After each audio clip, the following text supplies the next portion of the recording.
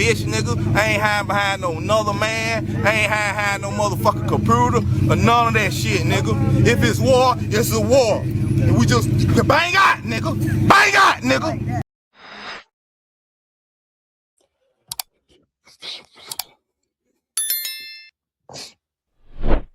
Manchester City versus Arsenal tomorrow. Arsenal fans, fuck it, let's have it. That's the point I'm at now. We know with our eyes there's nothing to be positive, in terms of the recent games. Momentum is with City, the bit between their teeth, and all of those kind of things. They've everything they've done in it. Again, it's a weird one because momentum is a big thing in football. And it's like, if you look at our season, we've criticized the attack, individuals, collectively, we want to see new stuff. But generally this season, we've been doing this. Of course, there's been ups and downs, but we've been ticking along. Now, City have been down here, up there, down here, down here. And now we're in April. You get it. They're doing this. We're doing that. I will say this to Arsenal.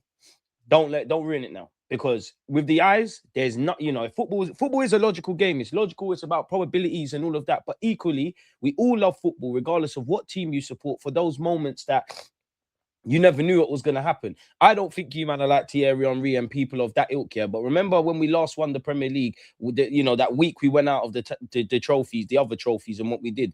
This week will be, and there's been times we've dropped points. And this is why I'm so harsh on isolated incidences of 90 minutes, people, especially earlier in the season when people are sitting there and telling me, oh, yeah, but look at the bigger board and we've got X amount of points. Two truths can be true. We know we can't win them all. In football, you win when you deserve to win generally, and you lose when you deserve to lose. But throughout a 38-game period, you lot are not stupid. You win when you deserve to draw or lose. You lose when you deserve a bit more. You draw when you deserve either less or more. And generally that happens. Now, for me, I don't want us, better yet, to be in ideal scenario syndrome. We can't go back in time, but one does wonder. Mikel Arteta at Anfield against Liverpool in the second half, if he was a bit more proactive, maybe we don't get overrun. That free kick isn't given, and then the Szoboszlai free kick doesn't go in. As I said, that's actually a moment that you can't factor in. No one knew Szoboszlai was going to do that, but you could see the temperature going, right? The goal we conceded at the Emirates against City, second half was great, but if you didn't concede that idiot goal, we might have got a point or all three, right? If our approach was, and everything against Man United at the Emirates, Brentford away, Wolves for sure. And then, as I said, you can't win them all, yeah, but for one of the best defensive sides in Europe, we're 15 minutes away from grabbing all 3 points prior to conceding the equaliser against Sunderland. And there's plenty of other points. There's plenty of other points we've gained and plenty of other points we dropped. But that's why I can consider the long game and the marathon that's a Premier League, but also the 90 minutes. I'm so critical of stuff because then you end up in scenarios like this. As I said, you're only seeing City fans coming out with the bottle now, rightly so, because their team is showing them things that they weren't showing earlier on in the season. And they're on course for, they've won one trophy. They could do a domestic double or a domestic treble. Pep is finding the answers.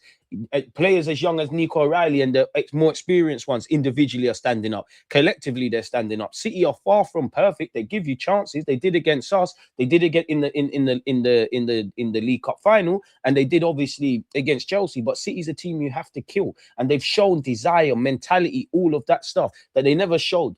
I remember around the time they played Bodo Glimt, they looked devoid of ideas, devoid of confidence, fractured, positive shell of themselves. They are now standing up to be counted. That's why the City fans believe they can win the league, because, yeah, Arsenal are bottlers, but a lot of City fans I spoke to thought, yeah, we think we man are bottlers and X, Y, Z. But the way we're playing, the way you lot are just picking up points, surely not even you lot can F it up. There's going to be many twists and turns, bumps and bruises. If we lose on Sunday, I think the league's gone, but mathematically it's not. By that logic, I also think if we win the Premier League game on Sunday, then we win the league. And I have to hold myself accountable. I said, yeah, going into the League Cup final, ironically, against Man City, and this is obviously a final of sorts.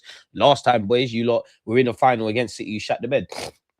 Hayfie was beating my ass, people. Apologies. But I was saying, going up to the League Cup final, yeah, obviously you want to win the cup. Arsenal got reasons to want to win. City got reasons to want to win. As much as it's an isolated cup game, we knew at that point the runs that both teams had to go on, we have to play each other, all of that kind of jazz, right?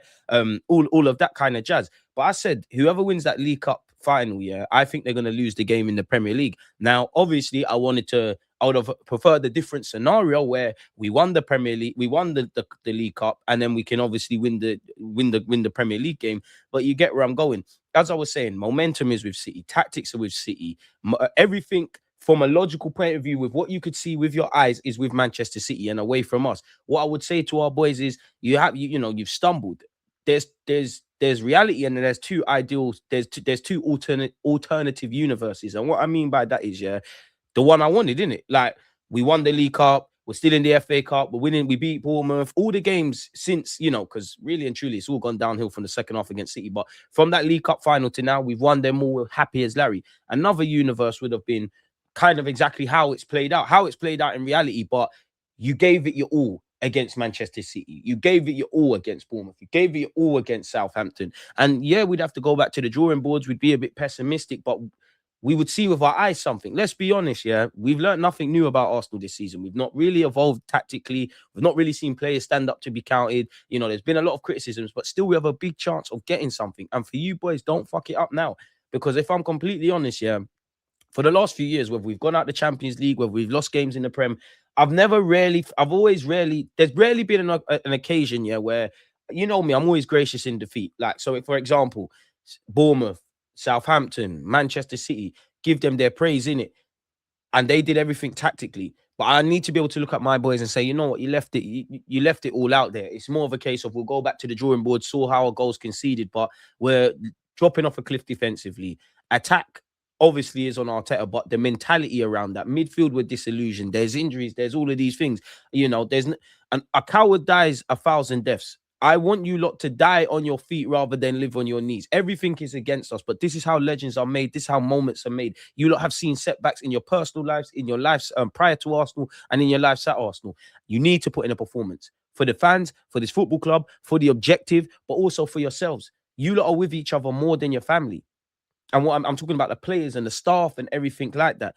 Don't let each other down. Have that fear of, for example, if I'm Gabriel, I don't want to let down Saliba. I don't want to let down Raya. And you see where I'm going. I don't want to let down my gaffer, because if I'm being harsh, you lot tell me you're together and all of these things. I need to see it.